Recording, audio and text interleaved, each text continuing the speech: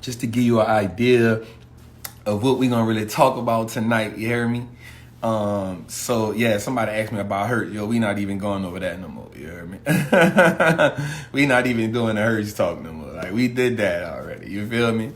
I appreciate everybody that's saying done. Let's keep sending that out. You know what I'm saying? When you think about it, man, take that, send it out to 5 people. And just tell them they need to trap in, because y'all already know we trapping, you hear me? That's what we about to do tonight. So I'm gonna give y'all an idea of what we gonna kind of talk about tonight. So I want to talk about a few things.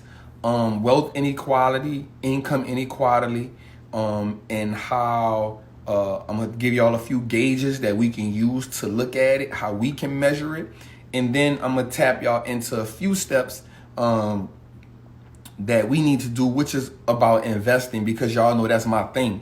You know what I'm saying? Y'all know I'm talking stocks all day, every day, but also I'm adding a little bit now. What I'm doing right now is I'm gonna add a little bit of economic independence for us in here, right? So that's my goal now, is to what's good, fam? Tobias, I appreciate that. So we're gonna add a little bit of economics independence in here, a little economic empowerment, so we can push us forward, so we can change the narrative, so we can restructure what's been taught to us, right? So I think that's important for us right now. So when I do these lives, I'm real intentional about what I want to talk about. So with that being said, right? So let's dig in, let's tap in, let's talk about it. I'm not gonna take no lives right now, because I just won't come in and talk. You know what I'm saying? I won't come in and like break some stuff down to us, right? So y'all, I hope y'all, I'm gonna give y'all 2 minutes right quick to go get your pen and pad, because you're gonna need the right, look, somebody beat me to it. They say the pen and pad ready. Rest, R.I.P. Nip Hustle for sure, man. Rest in power to the GOAT, man. Great inspiration to my life. I'm gonna be real with you. So I want y'all to get y'all pen and pad ready. Once you get your pen and pad ready, I want you to be like, we trapping. Right? Once you get the pen and pad ready, I want you to say we trapping. And everybody who had a pen and pad, do me a favor right quick. Send this out to 5 people one more time for me. And then we're going to start trapping, y'all. For real, for real. We got time. Let's go, man. You feel me? For sure. For sure. For sure. First, I want to also say I appreciate the support. I appreciate the energy. My queen, was good. You already know. You hear me?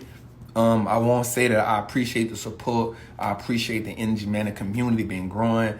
That's making me keep pushing harder, because I want it to grow. You dig? I want 1 million of us in here. You know what I'm saying? So, one of the things we want to talk about is called asset deprivation, right? That's depriving ourselves of assets, right? So what happens is, instead of us, and it's not just us, because a lot of us have been deprived of assets, right? And the ability to acquire them, right? So because we've been deprived of that, we don't really know. It's all new to us. That's why people like trap. Like, man, I need you to teach me this. I need you to teach me this. I need you to teach me that. I need to learn that, right? It's because now what happened is the accumulation of assets over liabilities, which is real wealth, has now become prevalent to us. We seem like, yo, this is what we need. Like, this what it is, right?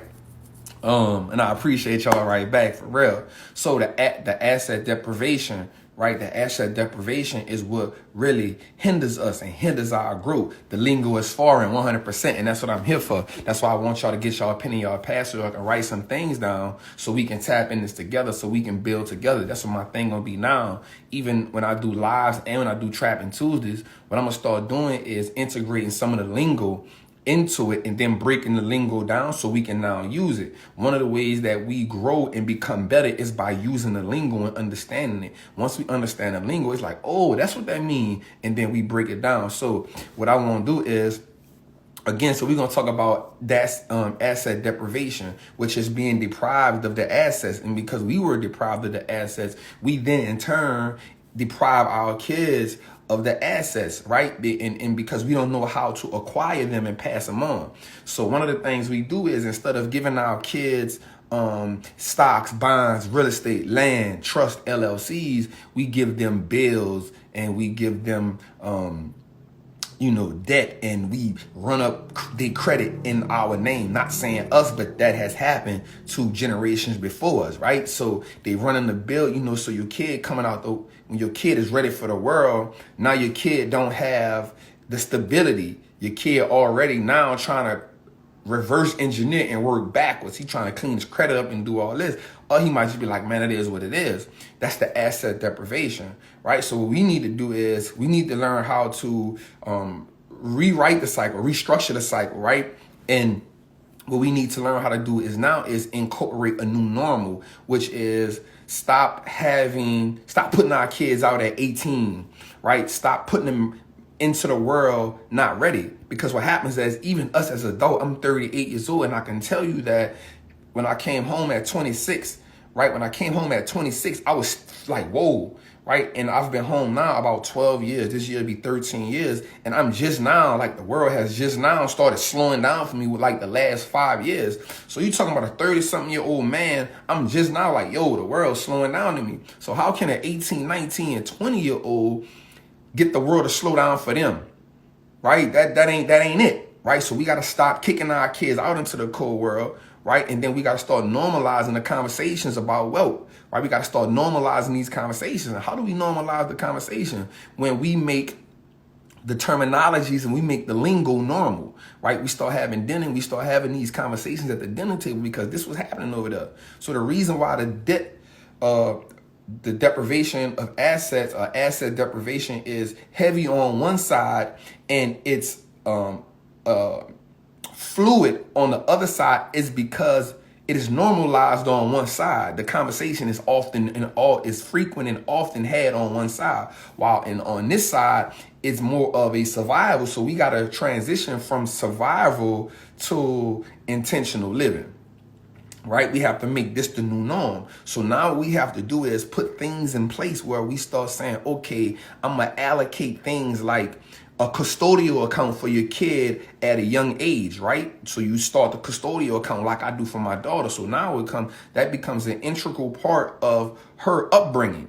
And I talk to her about it now. Even when I do it live, she'll be like, Dad, you talking about stocks, right? So she understands this, right? So now what happens is she already knows that, well, my daddy bought me stocks at a young age. So now if I tell her this all the way up until she's 18, 19, and 20, now what happens is she then realizes that when she has a kid, right? When she has a kid, boom, my daddy did this for me.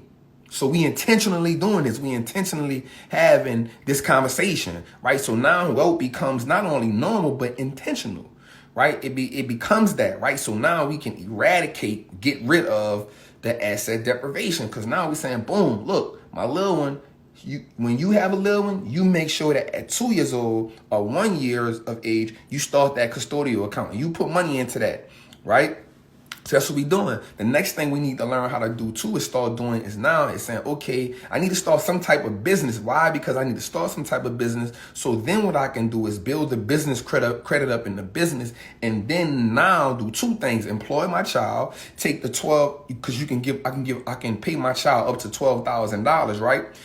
Pay my child of $12,000, write that off to Uncle Sam, right? Because we're not going to try to beat Uncle Sam, right? We're going to pay Caesar what Caesar is due. That's all love, but we're going to also learn the game. We learn the rules to the game. We play the game the same way that they've been playing the game. So I take my child, and now from whatever age to whatever, I can pay my child $12,000. Write that off on the books, right? That's another way. Now what we're doing is, again, we're accumulating assets. We getting rid of the what? Asset deprivation, right? We getting rid of that, right? The next thing we do is now, intentionally, now when the child becomes 18, the child at about age 14, we make the child an authorized user. So for the next 4 years, we've not only paid that child up until a certain age, but now what we've done is establish credit for the child at an early age. So now we've already invested in stocks. We have now accumulated good credit for the child, right? And then we have now also give ourselves tax-free breaks, right? So we've now positioned the child to win. So that's intentional living and intentional wealth building, right? So now these conversations become normal with the child. We at least get one piece of property and give that to the child, right? So now that's in the child name. We pay property tax on that. Now you have your first you know what I'm saying, piece of property, we also develop some type of intellectual property. Everybody on here can find some type of book they can write for their child, right? Any type of book, any type of flashcards. We can do that. Now what you do is now you've given your child an intellectual property. Right? You've given your child an intellectual property that your child now can sell. Now, the next thing you do is you teach your kid how to sell. Hey, I'm a young entrepreneur. I have this, I have that. We now integrate that into them at a young age, right? So now what we're doing is we are positioning them to succeed. We now putting them in front of the 8 ball instead of behind of the 8 ball. Y'all feel what I'm saying? If y'all like what I'm saying right now, man, say we trapping. Do me a favor, man. Take this live, send this out to 5 people, man. Tell them they need to be in here because we're going to trap tonight. We're going to trap tonight, for real. It's no joke. I really, again, when we do this, we're going to do this, right? We're going to be intentional. We're going to be real intentional. Yes, the custodial account is in my child's name. I am the custodian, but everything is in her name. I invest for my little one until she's 18. At 18, she now takes control. What's good, fam? So we do that, right? So now what we've done now is we've destroyed the asset deprivation. And now we make sure we have the conversation with the kid as they growing. This is what I'm doing. This is what I'm doing. This is what we're doing. We keep making that, right? Because what happens is repetitious. Right? Repetition becomes the norm. But like once we keep hearing something, it's like a child. They keep hearing, you wonder why they're so smart, because they look at YouTube, they hear, and all they know is. So now what we do is we have this conversation with the kid till they're old enough. And now what happens is instinctively now when they have a kid, you got another kid after that, they see you do it with the next kid and they see you do it again, right? So now they're like, oh, okay, cool. This is what my people did. It now becomes second nature for them to do that. Right? It becomes second nature. Why? Because my daddy did it. My mom and my daddy had these conversations with me. So now I have to do it with my kid.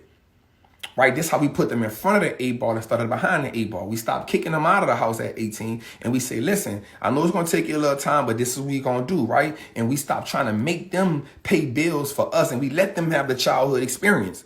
Right? We let them have the childhood experience. We stop saying, you got to get a job. You got to help me with these bills. You got to watch your little brother. You got to watch your little sister. We stop doing things like that, right? Taking the childhood away from them, making them adults before their time, right? We stop doing that, right? And we start creating healthy environments, right? We start creating healthy environments, not only for our kids, but for ourselves. Because one thing as parents, what we do is once our kids doing well, we begin to thrive better.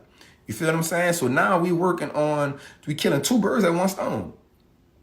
Right? So y'all with me right now? Y'all trapping with me right now? If y'all trapping with me right now, just let me know y'all trapping with me right now. Do me a favor, everybody, you already know what y'all gotta do. Take that button, hit the little airplane thing, send it out to 5 people, man. Just rock with me right quick. We gonna talk.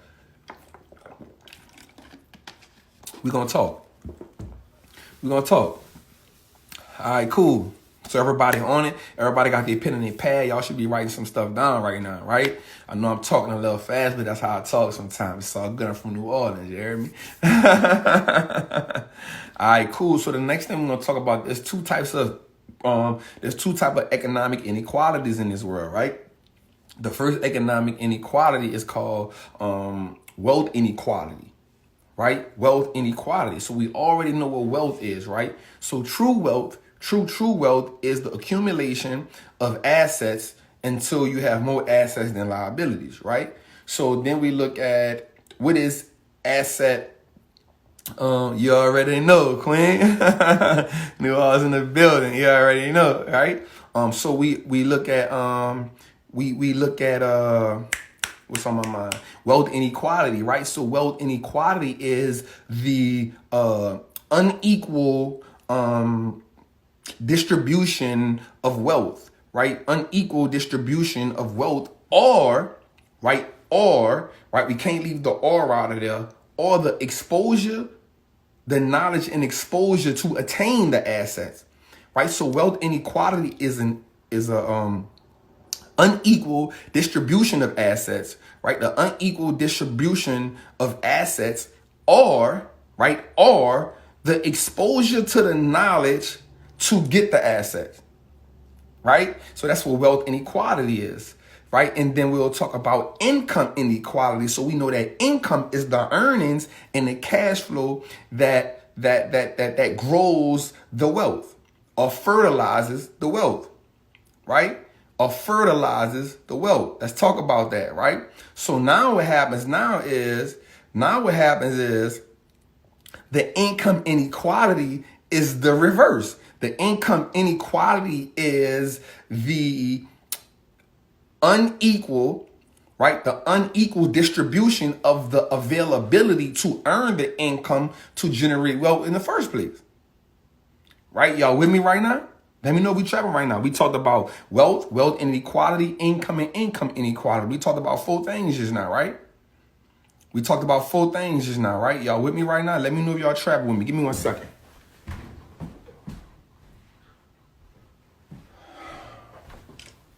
I'm back. I had to snatch my other phone right quick. I heard it buzzing over there.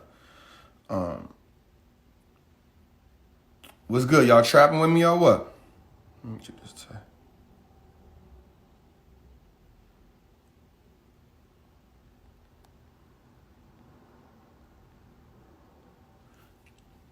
Good shit, good shit, good shit, good shit. Appreciate that, appreciate that. So we trapping, right? So now, let me tell you about something that I learned about and that we really need to pay attention to, right? So we know that income inequality, right? So we know that, do me a favor, man, send this out. We was up over 1,000. Let's go. Don't leave me. Let's get back. I ain't waiting nowhere. I'm right here. You hear me? I'm right here. I ain't going nowhere. Let's send this out. Send this out to 5 people, man. Send it out. Comment done when you done. Right? Let's send it out. Let them know we ain't going nowhere. Trap. I'm right here. You feel me? So now we're gonna talk about let's get it back up over 1,000. Let's go. Let's get it out there. Let's let Instagram let us in here. You feel me? Send this out to 5 people. Comment done when you do it. You hear me? Let's go. Let's go. Let's go. Right? I appreciate that. I appreciate everybody saying done. I appreciate that. Yeah, let's get that thing up. All right? That's okay. You don't have to know nothing. I got you in here. She says, I saw somebody say, I don't know nothing about finance. It's cool. I got you.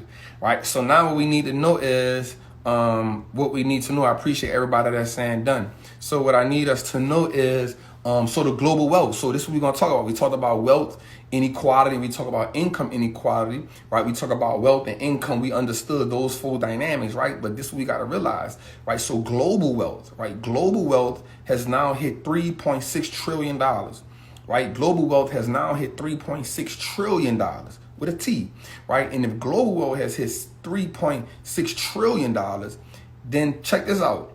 The United States of America makes up 1.7% of that, respectfully. So let's say that again. So if global wealth, so we talked about income inequality, we talk about wealth inequality, right? We talked about those 2 things. But now we got to ask ourselves this. If global wealth is at $3.6 trillion, right? And then roughly before Corona, the United States represented 1.6 trillion of those dollars. That tells you that in this world right now, right, there should be no problem with people in here generating wealth. All 1,050 people in here should now have their mindset on sending at the wealth. I think it's Sierra Reed that I said right. I appreciate that, Queen. You hear me? Right? Well, China represents, so Africa and India represent 2%, and then China represents the rest. So Europe represents like another, I don't know, out of 100%, I know the US and Europe represent 60, China represents 30, and then India and Africa represent about 1.9%, roughly, in that respective area right there. Don't judge me, don't quote me on it, but it's close to that, right? Right? So yes, you 100%, Queen. It is a third, 100%. You 100% rap, right? So this is what we gonna do. So now, if we analyze that, right? Right, then we got to look at this thing called the Lorenz Curve, right? Write this down because you need to look at this. This tells us, right? So now we're gonna get to the meat and bread of this live. You're gonna look at something called a Lorenz Curve. What the Lorenz Curve does is it was created by a man called his name was Max Lorenz. He created it in 1905. Right, 1905, he created the Lorenz Curve. So what the Lorenz Curve did is the Lorenz Curve gave the government an idea right? The Lorenz Curve gave the government an idea of how the wealth and income is distributed in America. Yes, the Lorenz Curve, right? So the Lorenz Curve was created in 1905 by Max O. Lorenz. And what that did was it was a map. It's a visual. So they got the Lorenz Curve, which is the visual, and then it's like called the Gianni, it's like the Gianni graph or the Gianni something. They go hand in hand. So the Lorenz Curve is the graph, and the Gianni curve is not the curve. It's the Gianni something. Damn, it's the numbers. It's the numerical.